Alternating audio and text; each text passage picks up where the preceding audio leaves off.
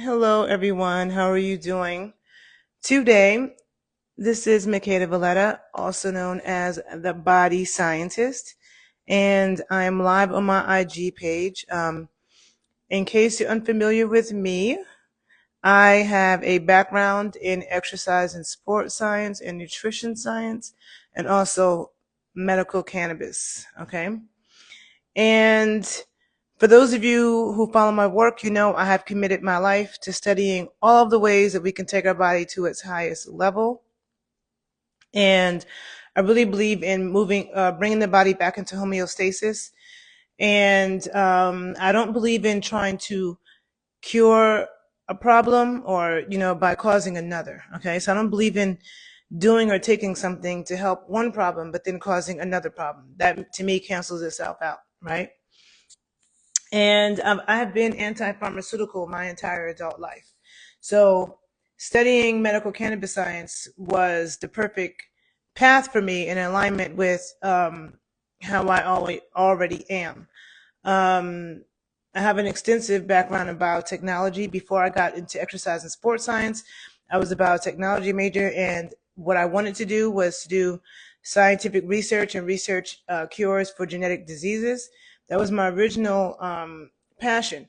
But then but I was also interested in how the body works. And studying exercise and sports science and nutrition science both are two ways to really understand how the body works from a physiological level, from an anatomical kinesiological level, from a physiological level, and biochemical, all of that, right?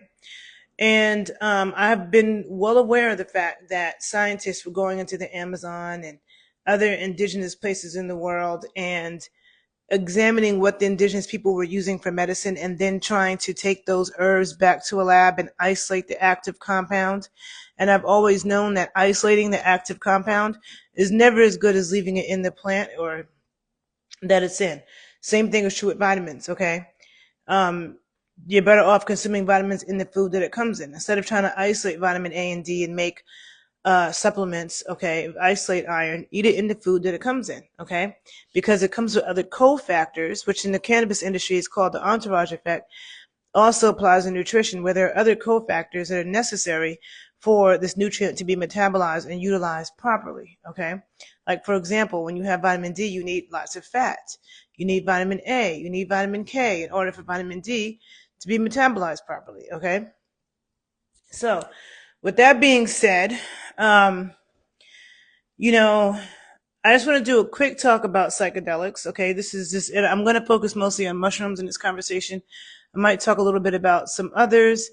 I will do a more detailed conversation in the future. And maybe next week, I'm going to have on a medical doctor, Dr. Maurice Henson, who is an amazing physician in New York City who has a background in neuroscience. And I'm going to have a more in-depth talk with him next week on this channel where I'll be asking him questions and he'll be going into depth explaining the science behind it.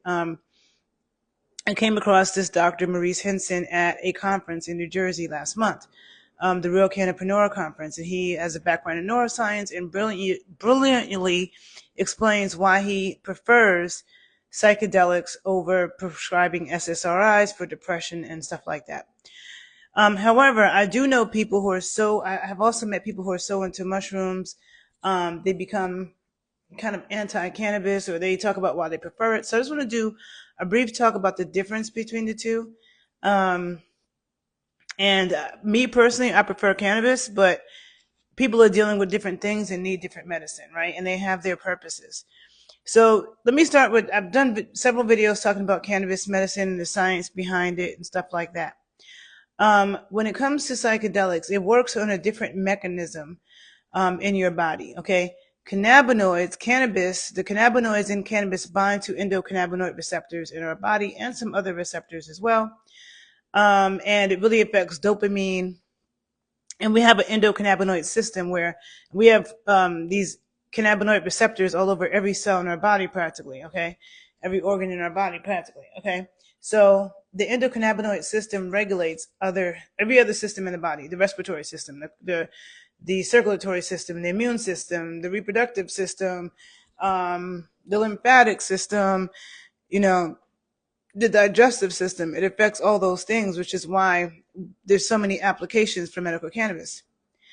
Um, However, with psychedelics, let's say mushrooms, magic mushrooms, psilocybin that have psilocybin in them, they are dealing with the serotonin receptors. Okay. And I know for a long time, I was like, I'll just briefly tell you my experience with them.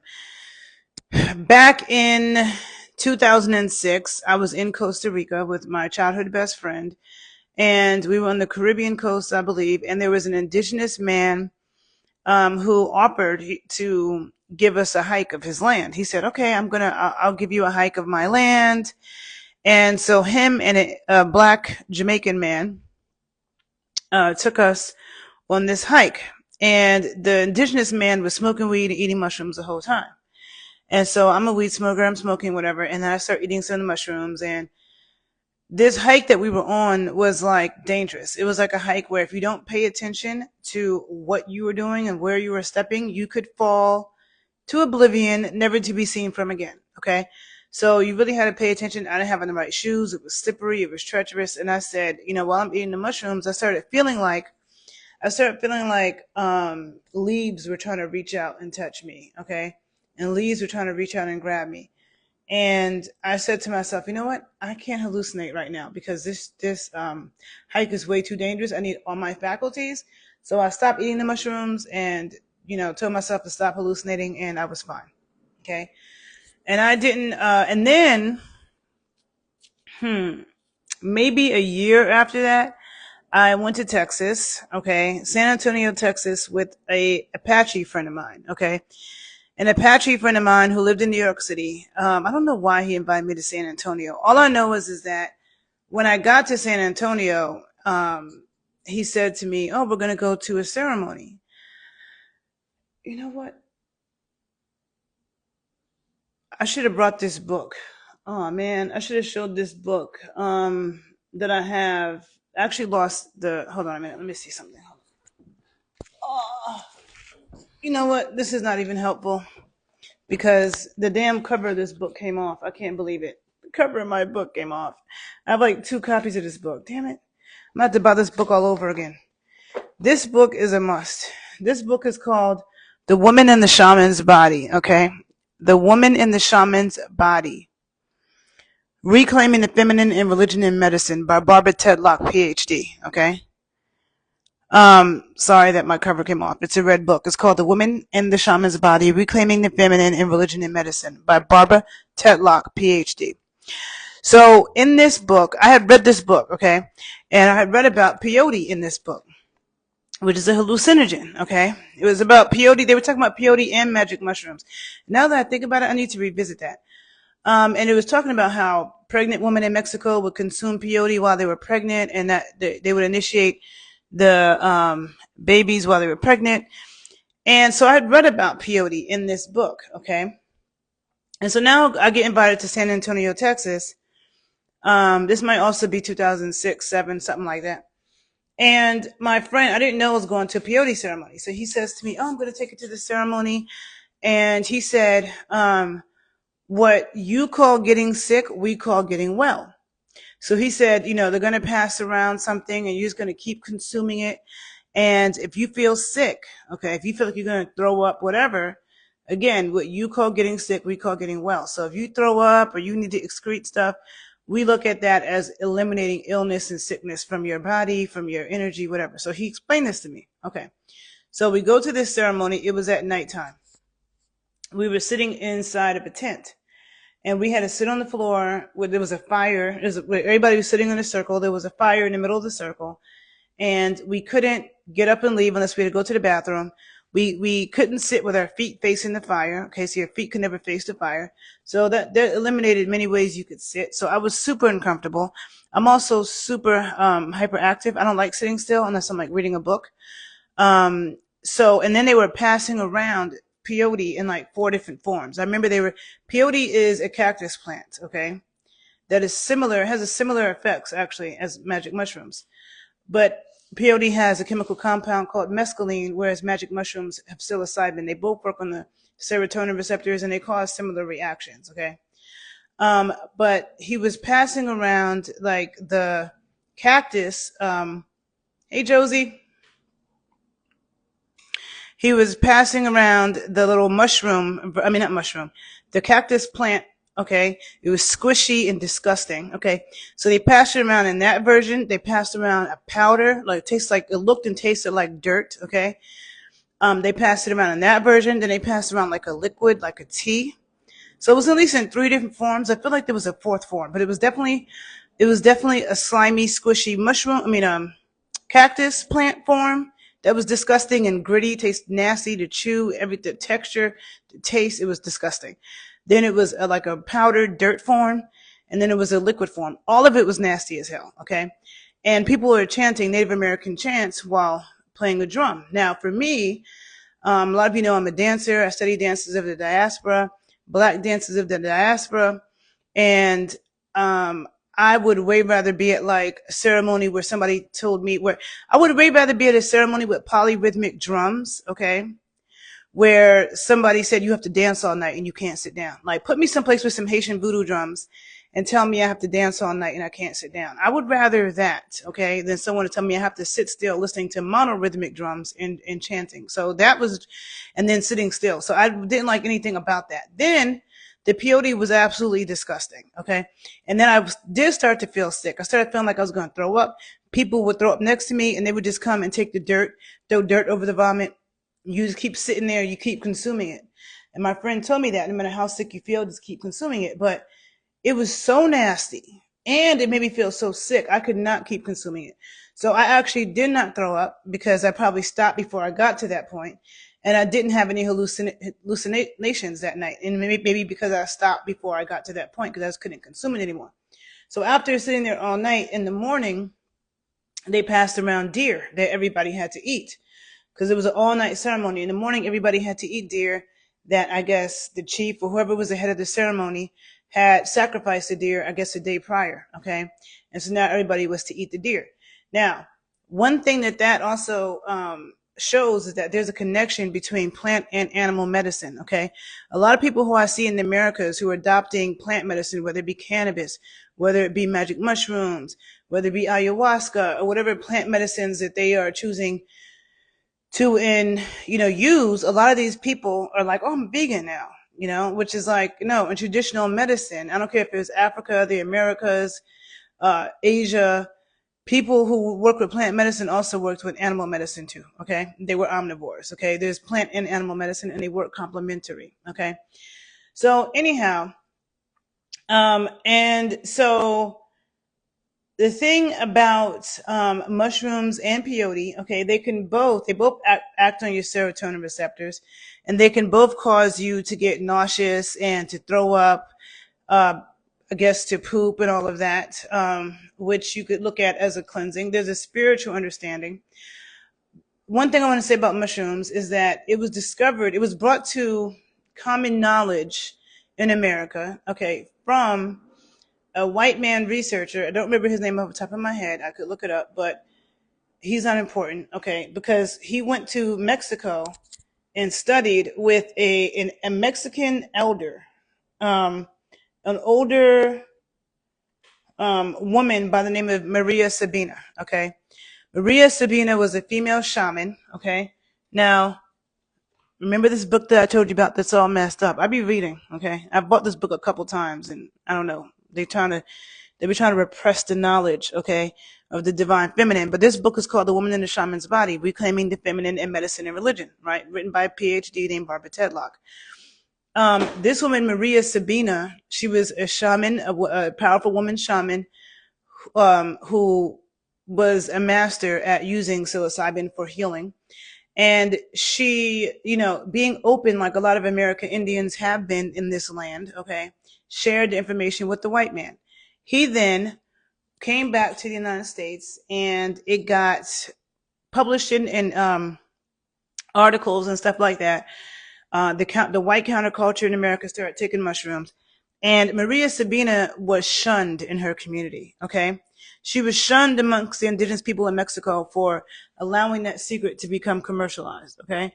So one thing I'm going to say about magic mushrooms is that now it's like, any and everybody uses it for whatever, reasons. And I'm not going to say that that's necessarily a bad thing, because it is a healing potent medicine, and it is definitely better than SSRIs, which are the common medications used for depression. And like I said, I'm going to have a very competent and impressive doctor on. Yeah, it was Time Magazine that published it. Yep. I'm going to be interviewing a doctor next week about this, who can explain in depth about this. But I find that, peyote, just like I explained that peyote story to you, peyote is something that is done in ceremony. It's not something that people just buy peyote capsules and go do it at home. It's done is a ceremonial thing. And peyote is different than magic mushrooms, because peyote takes like, I don't know if it said it takes like 21 years or something to prepare that cactus. It's some long years time period. And so peyote, if it becoming more common, can actually drain the natural sources of peyote. Okay. The thing about indigenous medicine, indigenous culture, indigenous cosmology, and indigenous ways of being, it's all about being in balance with nature. Okay. We don't take more than we need. We don't take more than what will put the ecosystem out of balance. Okay. So a lot of times when things become commercialized all around the world, everybody wants access, and they want to take it out of um, its original use and meaning. Sometimes it can drain those sources. So I don't think that concern is not the same with magic mushrooms as it is with peyote. And perhaps that's why magic mushrooms are more common. But they both can cause this, gastrointestinal distress and hallucinations. And for me, I was always somebody who felt like I didn't want to hallucinate. Like I had no desire to take hallucinogens. Cannabis can be a bit of a hallucinogen when you first start to consume it, because when you're an inexperienced cannabis user, like the first few times you smoke, you might feel like you're hallucinating a bit. But or at very high doses, it can be a little bit like that. But it has very different mechanism, and generally speaking, you're not going to hallucinate when you smoke cannabis. Okay. So, and then another thing is that with cannabis, okay, you smoke cannabis, it makes you want to eat. Okay. You consume magic mushrooms, it doesn't. Okay. It's funny, because to me, magic mushrooms are almost act as a stimulant to a degree, because stimulants like caffeine, for example, stimulants suppress your hunger. All right. They suppress your hunger. They get your digestive system kind of like, not, your digestive system is occupied with something else. Okay. It's not occupied with digesting. And when actually, now that I talk about this, there's a huge connection between the gut and the brain. There's a huge connection. The gut and the brain, the same hormones that act on the gut act on the brain, and how we're feeling in our brain affects our gut. So perhaps one of the reasons why it does this is because of the extreme psychoactivity that's going on in your head, is because magic mushrooms can help rewire your brain. Okay. So it can help take different parts of your brain that it can help connect different parts of your brain, which is why which is called neuroplasticity, which is why people start to see a lot of colors and hear more intense sounds and taste things. It's activating all these different parts of your brains, and it can rewire. So that can make it good for post strokes. Okay. People have strokes and things like that, where they're trying to tell them, oh, this part of your brain is dead. Things can be rewired. Cannabis can help you regenerate nerve cells. Okay. I mean, not nerves, brain cells. So when we are told, and there's ways to regenerate nerve cells too. Okay. I've been talking about this for a long time. No, but cannabis is very neuroprotective. It helps to, if anybody who's had traumatic brain injury, cannabis is very potent anti-inflammatory for the brain. And also it can help regenerate. It promotes neurogenesis. Neurogenesis is the genesis, okay, generation, okay, generating new nerves, neurogenesis, okay? So cannabis can be very effective at that. So if somebody's had a traumatic brain injury or a stroke, both of those could be helpful, okay? Now, with magic mushrooms, people don't always have all these hallucinations. Like, they sometimes can take microdoses. One of the differences too between cannabis and magic mushrooms, one thing that I'm not a fan of, but I I'm not a fan of, but I understand it, I respect it, and I would surrender to this truth is the fact that with cannabis, you can have some idea of what to expect, generally speaking, okay? Especially if you're an experienced cannabis user or whatever, semi experienced, right? You can also have some idea of what to expect with cannabis if you find a strain that you love, okay? You find a strain that you love and you're getting it from the same source, the same grower. Usually, it's pretty going to have a pretty similar effect.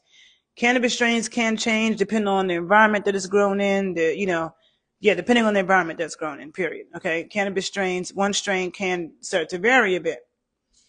If you're getting it from the same grower, they're using the same techniques, you can expect,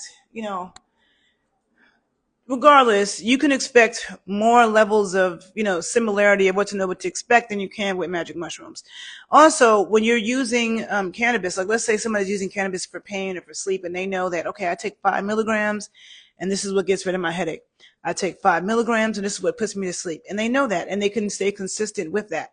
And a lot of times with cannabis, people don't continue to need it all the time. When people are using it for something, the endocannabinoid system, the cannabinoids are bonding to receptors in the endocannabinoid system, and it helps to modulate and rebalance that system. And then sometimes you don't even need the cannabinoids for that reason anymore, right? With the magic mushrooms, okay, there are people who have one experience with it, and their shit is rewired, and they don't need it anymore. It's like there are people with magic mushrooms who've had one experience, and you know, whatever they had extreme depression or anxiety about, has they have gotten clarity about it. Okay. But the thing with magic mushrooms, people will tell you that no two there's no level of consistency that you can expect. Like you could take a dose, okay, want this dose today and have this extreme reaction, and take that same dose next time and not already have any reaction. So you can't really say like if somebody with weed knows, okay, 10 milligrams is where I feel good. Okay. If I consume 20 milligrams of an edible, it's too much for me. If I consume 30 milligrams, I'm definitely done. Okay. And if you increase from there, I'm going to be sedated. There's people who know that, and that's always the case. But with magic mushrooms, it's like somebody could take a gram today and they barely feel it, and then take a gram next week and they're like hallucinating out of their mind, and next time half a gram does that to them, and it's all over the place. So there's no real level of consistency, and I feel like that to me, I don't like that about it. Now, but again, if you think about it, magic mushrooms are always done in ceremony, at a moment when you could surrender. Okay, you had time to sit there and be seeing things, and uh, maybe you have to go to the bathroom and all of that. Okay, so there's a surrender that comes with using magic mushrooms, and that's why I feel like a lot of times it was a ceremonial thing. Whereas like cannabis, I can I could drive from Chicago to New York and smoke blunts the whole way, and I'm good. I'm not hallucinating. I wouldn't eat mushrooms, driving from New York to Chicago to New York, because there's the level of consistency of what to expect is not there. Um, and if you're somebody that already has a problem eating, it's not a great idea. Cannabis, to me, I feel like magic mushroom stimulates your gut activity. And it's to me, it's somewhat like a stimulant, because like when you drink caffeine, it suppresses your hunger. Nicotine can suppress your hunger, and cannabis, cannabinoids can stimulate it. Okay, so when you have someone that's a cancer patient, or someone has any kind of eating issue, or somebody that's so stressed out that they can't calm down and eat, cannabis can help with that. Now, psychedelic mushrooms have been shown to help people who have terminal cancer better accept the fact that they're better accept death, okay, and be more at peace with that. There's several examples of that, and so to me, I find that as a helpful tool for end of life. Cannabis as well can be a very helpful tool for end of life. There is a hospice in the Bronx that there was a medical doctor who was associated with my graduate program, and she started a medical cannabis program at a hospice in the Bronx in New York, at a Jewish hospice, and it helped tremendously the quality of life of people who were dying. So, because cannabis can help bring down anxiety and help you just be at peace and calm. And I feel like no matter what's bad, Cannabis can help you deal with it better. And that has to do with the endocannabinoid system. Our body produces cannabinoids on demand. And our body produces cannabinoids from animal fats. Something called arachidonic acid. Our two main endocannabinoids, 2-AG and anandamide, which bind to our endocannabinoid receptors, they are synthesized by the brain, by the neurons on demand when we need it, when we're in a stressful situation, whether it be physical stress or emotional, psychological stress. Our body produces these endocannabinoids in demand. It binds to the endocannabinoid receptors. This helps to modulate what's going on. Phytocannabinoids, which come from the plants, mimic the endocannabinoids, and they assist in doing the same thing. Okay. And the endocannabinoid system modulates all the other systems. So when other systems are overactive, the endocannabinoid system gets it to modulate and balance out, bring it back to homeostasis. That's what cannabinoids do. Um, the magic mushrooms are dealing with, serotonin receptors, rewiring things. And there's probably such intense rewiring that it's affecting your gut and it's making you eliminate. Some people throw up, some people have, go to the bathroom, but some people don't. Okay. So I'm not in this video going to get into depth about doses and stuff like that. I could do that in another video. I just wanted to just do a quick, because a lot of people have been asking me to talk about magic mushrooms. Um, and,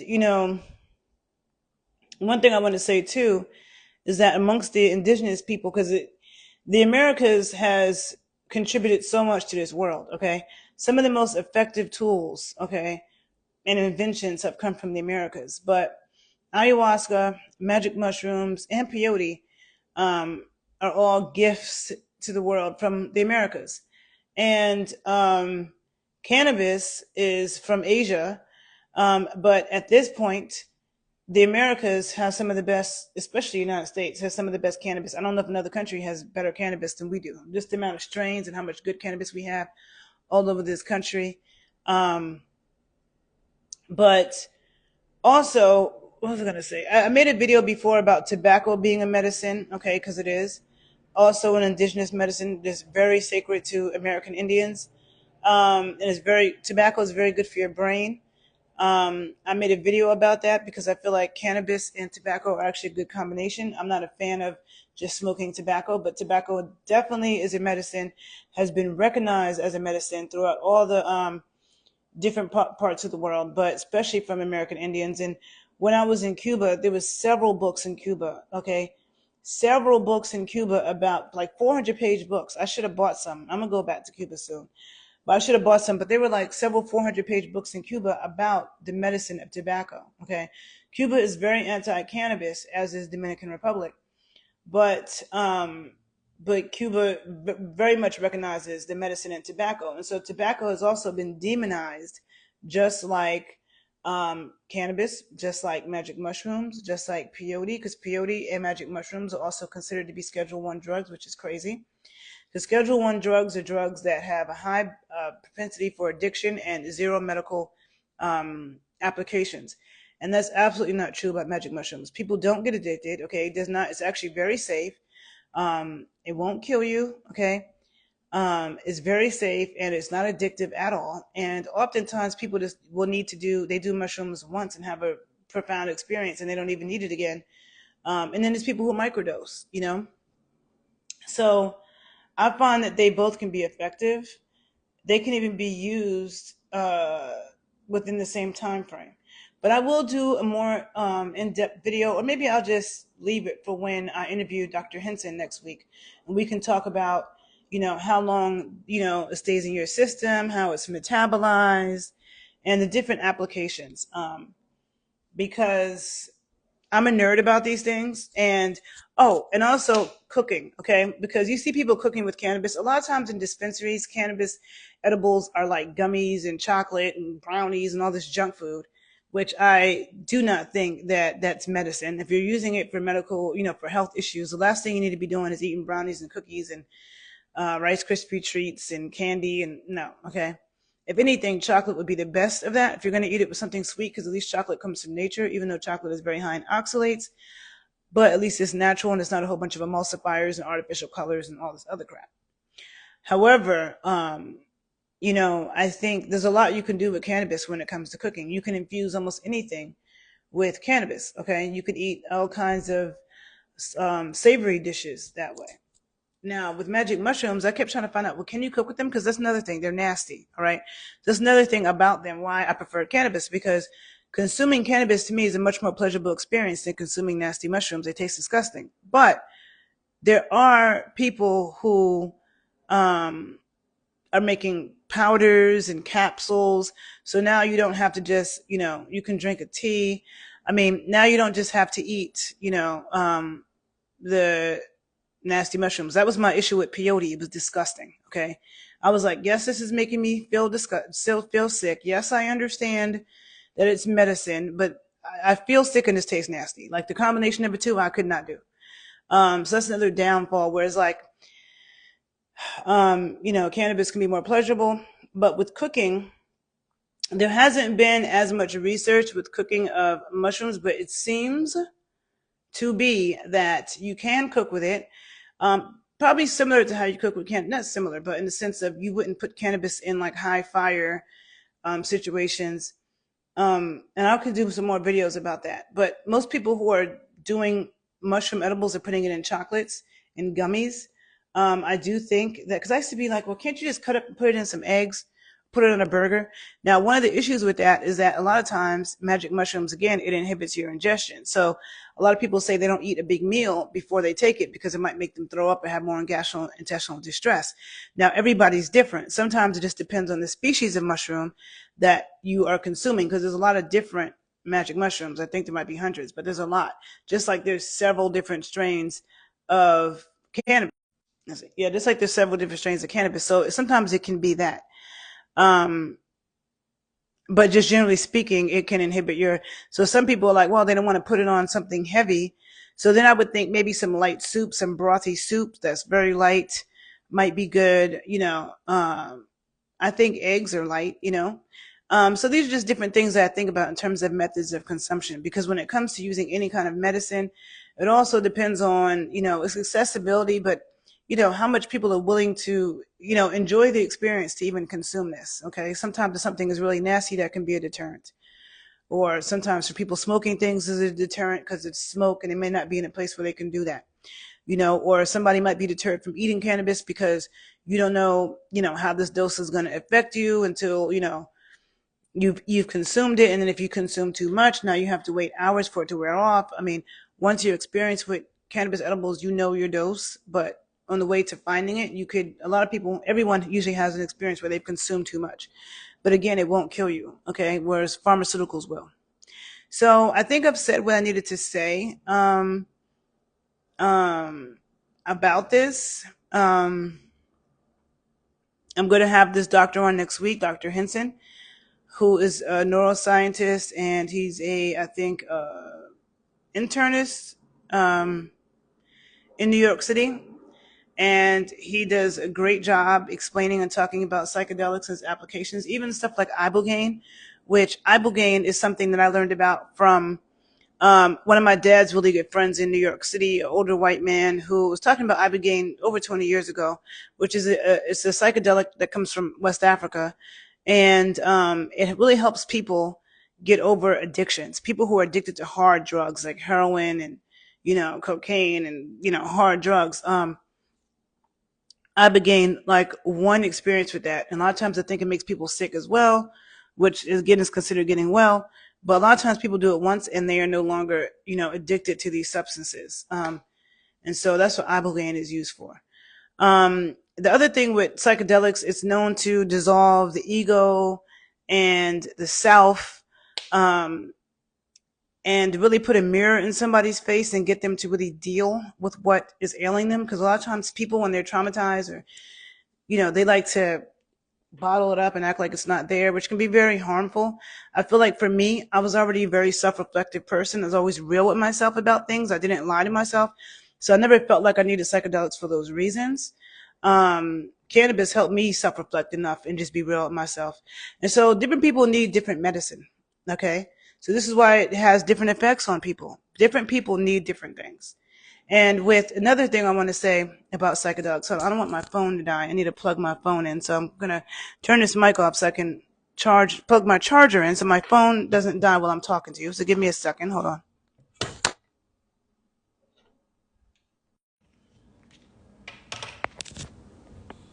Okay, let me know if you guys can still hear me. What was I saying? I was saying psychedelics can cause the dissolution of the ego, can show people what they really need to work on. I said that cannabis helps me self-reflect, to be aware of myself, so I didn't feel like I needed that. And it was a point I was about to make. Damn it. Hold on a minute. I want to remember. Totally lost my train of thought. I totally forgot. When I end this video, I'm going to remember. I'm going to be upset. But anyhow, yeah. There was something I was about to say about the difference between mushrooms and cannabis. But, I always felt like, for me, cannabis helped me self-reflect and be real with myself. Like, when people would say that cannabis made them paranoid and uneasy, I always felt like those people weren't, probably because you're not comfortable in your skin, or you're not, so to me, cannabis was very grounding. I feel like psychedelics probably isn't grounding. It probably has you in outer space, okay? It has you traveling, okay? Cannabis usually grounds you more. And so for me, like, I never felt like I needed to be shown these things or have these ego deaths, and it's very mystical and interesting. Of course, magic mushrooms are fungi. They are not plants, okay? It's a different part of the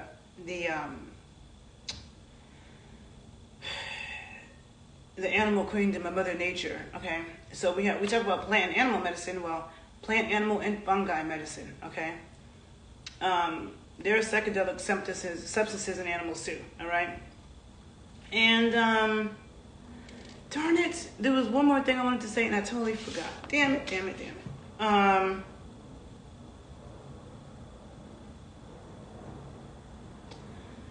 Okay, I give up. I bet you when I end this video, I'm gonna be like, that's what I meant to say. And then I guess I'll have to put it in another video. I'll have to make another video about this because I'm gonna remember something very important that I wanted to say to you. I don't know. Let me just end this video. I just want to say that it is very safe. It's better than the SSRIs, depressants that they give people that make them homicidal and suicidal. And